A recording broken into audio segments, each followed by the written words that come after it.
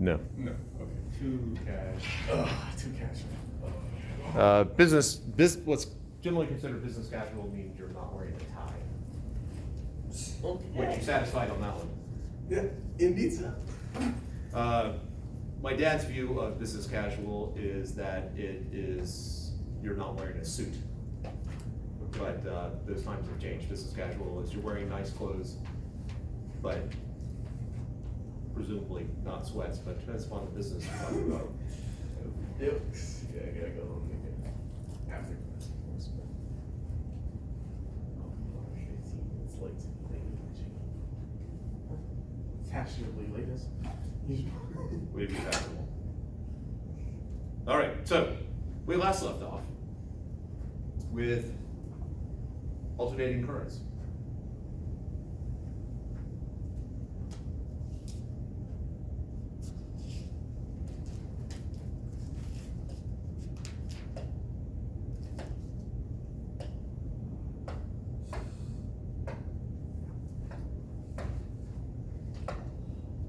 This is what we're getting. All right. We had established that we have phasors here. And phasors are like vectors, except they have a fixed endpoint, a fixed tail, and they spin around in a clockwise direction. The length of the phasor is related to the magnitude. So let's do length. Let's write it out. Length of phasor is proportional to magnitude of quantity. Sorry, amplitude is probably a better word. Amplitude of quantity. So that maximum value. And the instantaneous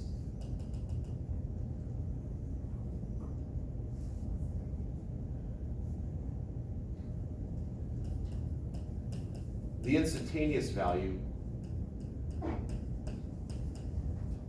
equals the projection, I guess, length of projection onto, and I'll put quotation marks, x-axis, the horizontal axis. So if we define theta there, then it would best be the magnitude times the cosine of theta. What is that projection? Length of projection onto x-axis. Length of projection. Now I use length. Length is a scalar. There is plus and minus here. So if it's on the left side of the vertical axis, then the values would be negative. Which in the context of what we're talking about means, if it's current, that means it's flowing the other direction. Since current in AC systems flows back and forth, there's a positive direction, and then if it's negative, that means, oh, it's flowing the other way at that moment, and then it'll oscillate back and forth, thus alternating current. We established that the current phasor of the resistor, and I should write that differently. The current of the resistor is in phase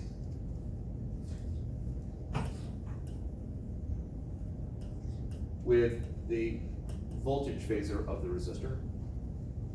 And I'm using the lowercase to represent the instantaneous values for alternating current. This is the word phase and not phase. And you said you're using the lowercase r to indicate it's instantaneous. Instantaneous. For alternating current, the tradition is you use the lowercase.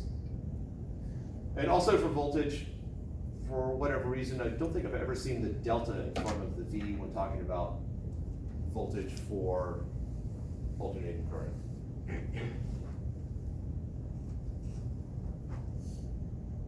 And then for a capacitor, and then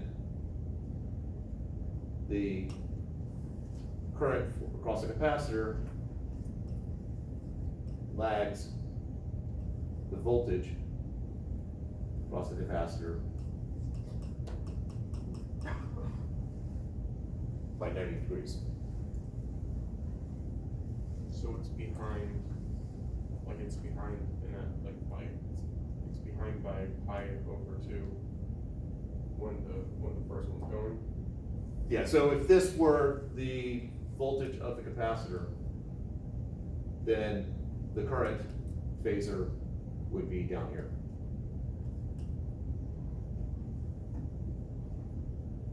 Okay. Oh, I got that backwards. So scratch out legs, that should be leads, and I think I need to use the eraser here. Of course, don't keep the eraser.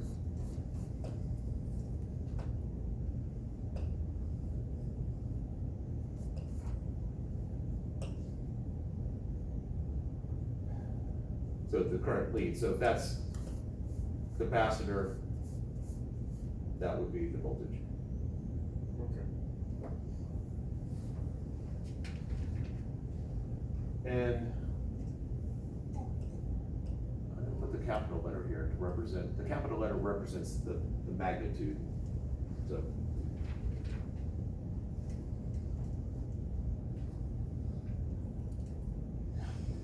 well, they can that convention now.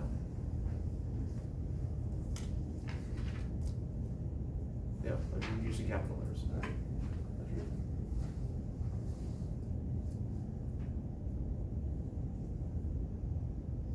All right, so let's talk about inductors. We put it up there briefly last time, if I recall correctly, and maybe I didn't. But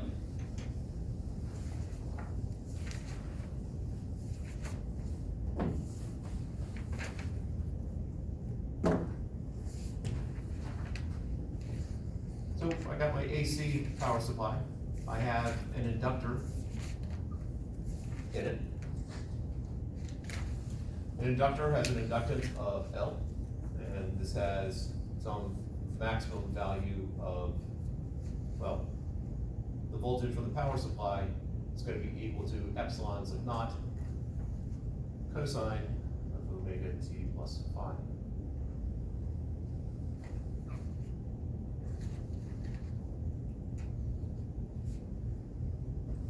I know that whatever voltage I gain going across here, I'm going to lose going across here.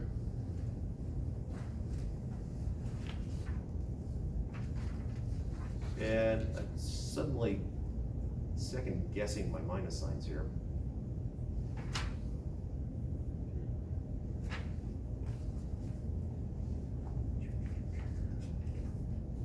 I know what I want to end up with.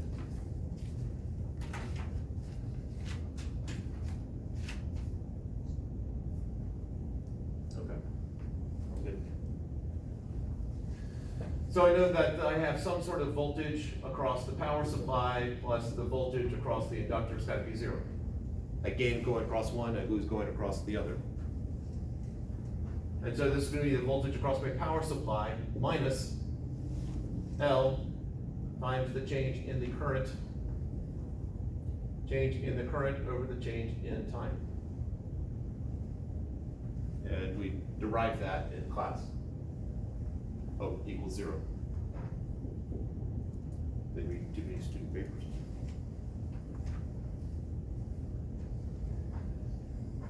Bringing this over to the other side, we have epsilon sub naught cosine of omega t plus phi equals L times the change in the current over the change in time.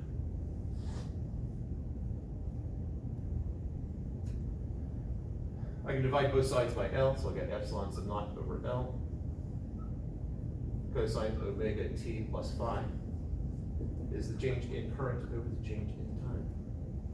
So what function for which if I took the slope I would get cosine?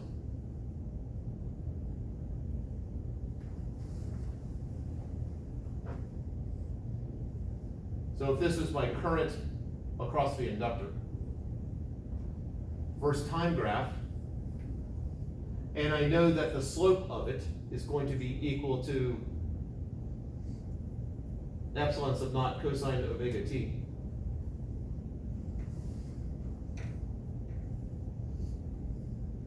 what function is gonna give me a cosine for a slope? And two ways you can work that out. One, you can look at your notes. Two, you can think through it bit by bit. You said which function is gonna Give us which the slope would be the cosine function.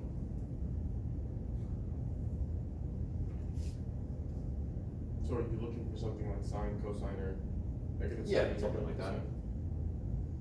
Negative sine? So if we started out with negative sine function looks like that. Is this slope positive or negative? Negative. That's positive, so that can't be it. Is it just normal sine? So my function is there, so. Yep. Give me a moment.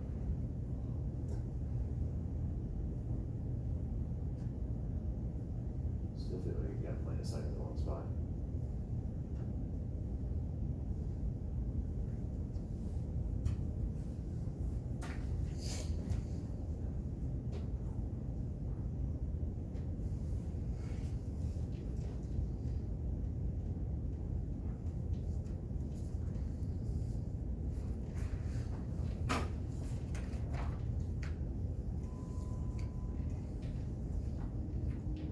Yeah.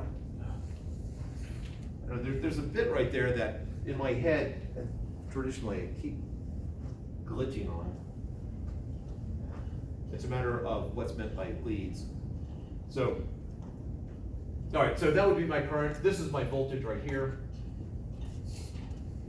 Voltage off the inductor. And back to V there. So if I looked at the two on one graph,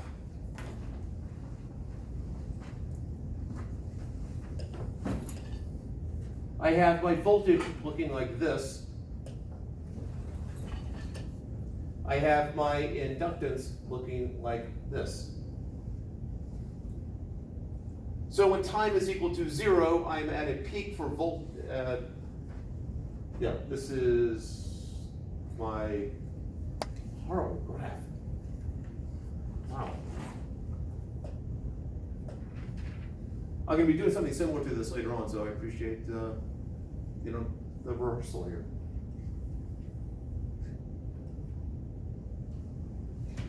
Slightly better.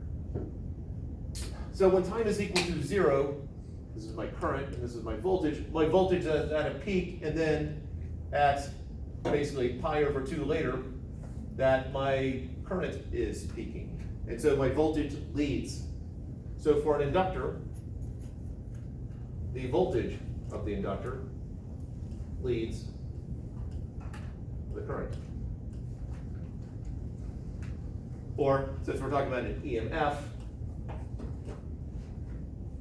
so for an inductor, the EMF leads the current, and thus the Eli of the Eli to I span.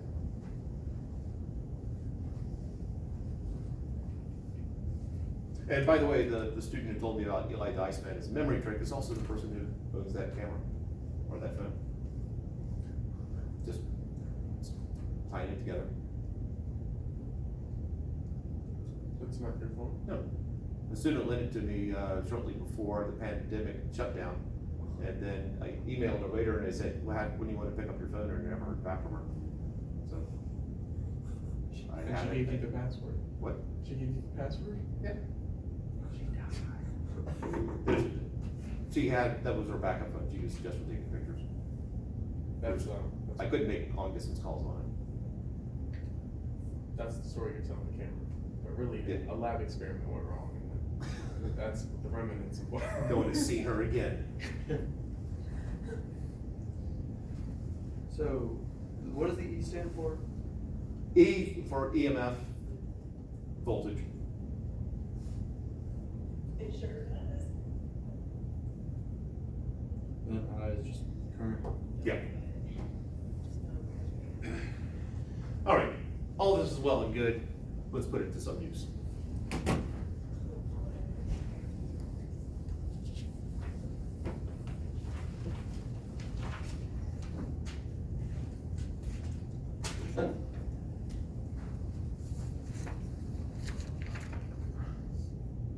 I have an AC circuit with a capacitor and a resistor. And I'm starting with some numbers here, just to make life more interesting. Just about that.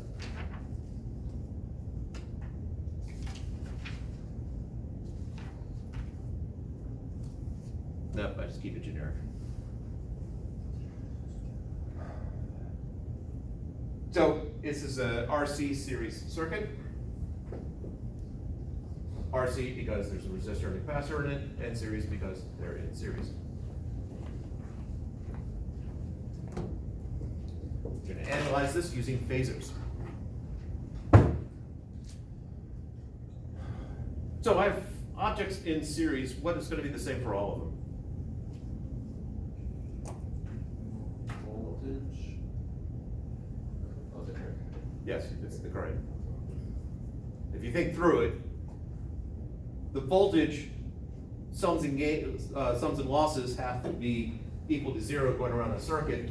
I gain something here, I'm going to lose something here, lose something here. There's nothing that says that those have to be the same voltage drop. But with current, there's no other path for it to take. Current's going to be flowing around this thing, and it can't. There are no junctions. So current's going to be the same. So since current's the same, I'm going to draw my phasor diagram. I'm going to start out with drawing a current phasor because that's the same for all of them. Draw my axes. And this is going to get even more frustrating quickly. I'm just going to let that run. I'm going to go get some markers, and I'll be right back.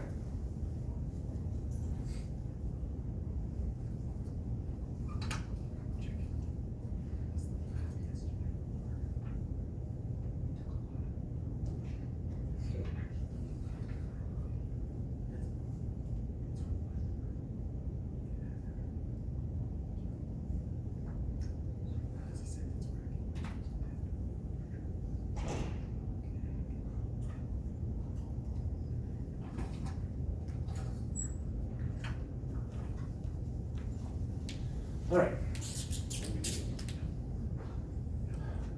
So the first phasor where you actually draw it is somewhat arbitrary. I always draw it to the first quadrant. There will be some problems where I say draw such and such a phasor at a particular angle, but I'm just going to draw it here, sort of at a 30-ish degree angle.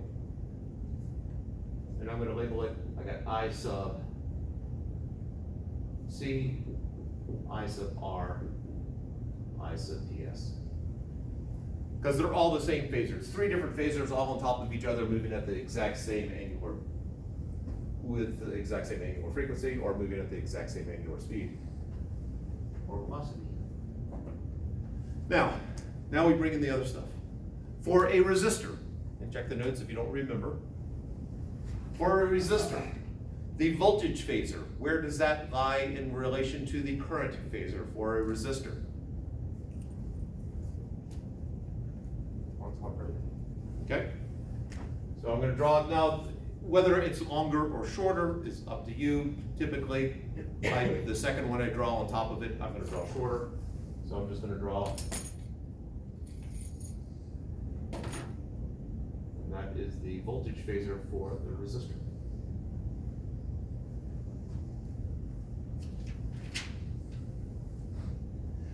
For a capacitor, what's the relationship between the current phasor and the voltage phasor?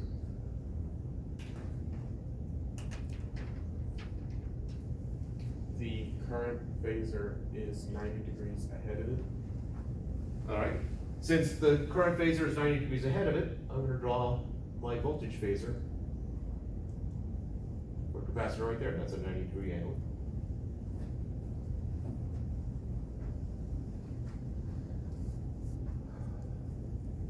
The voltage of the power supply I know that whatever I gain going across that, I have to lose going across the other ones, in general. And so the voltage across here must be the sum of those voltages. So I'm gonna add them like I would add vectors. And so the voltage for my power supply, the phasor for the power supply voltage, is right there.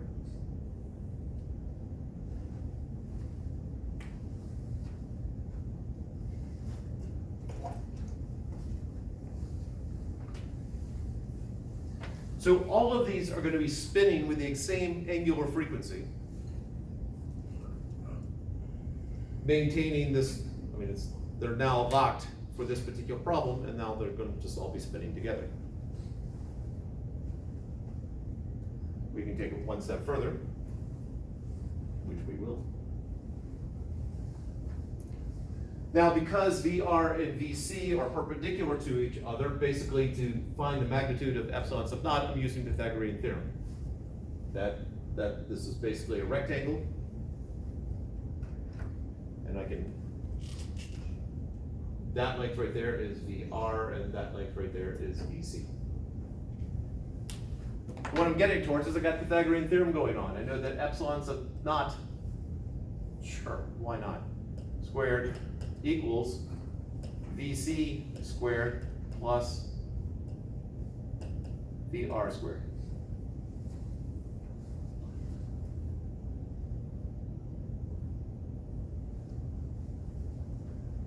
Now, I know Ohm's law still applies. So I'm going to be so bold, and that these are capital letters for a reason.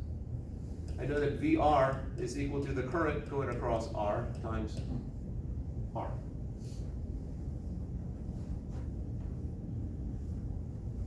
It would be convenient if we had an Ohm's law type equivalent for a capacitor. I think we do. Indeed, there is. Voltage across the capacitor is equal to the current across the capacitor times a new symbol. Well, I guess X is not new. This X